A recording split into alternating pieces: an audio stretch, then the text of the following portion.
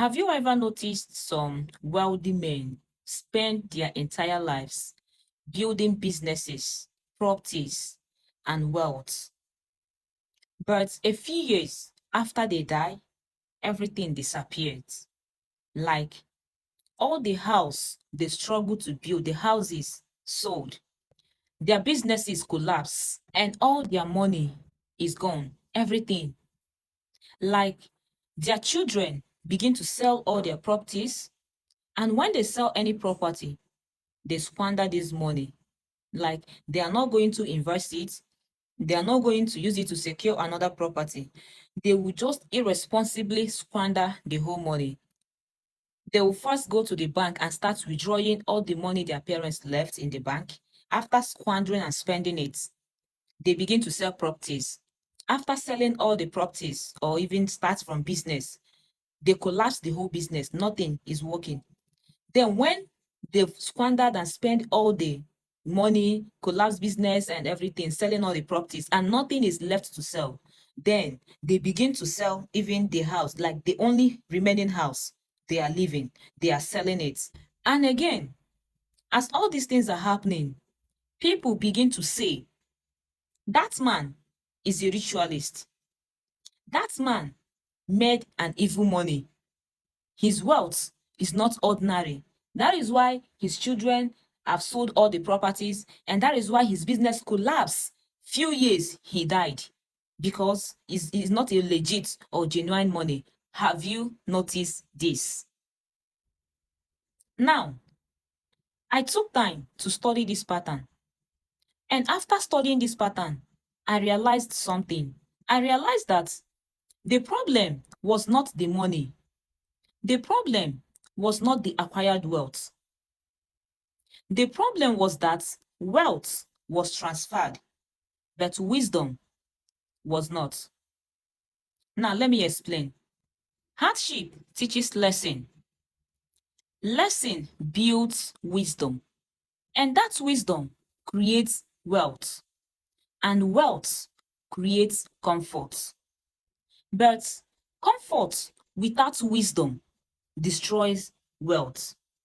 And the next generation is now forced to learn the lesson all over again.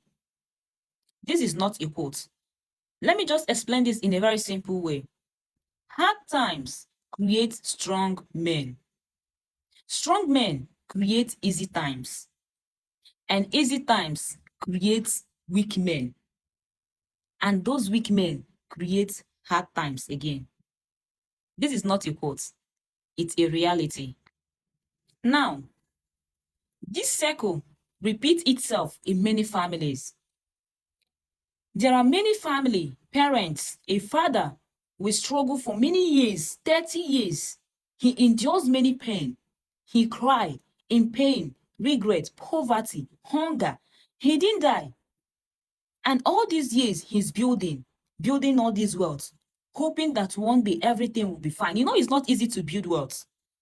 And he's doing all these things for the sake of his world generation so that his children will not suffer. As he is building all this wealth in hardship, struggles, and pain, he makes money. He builds from the scratch.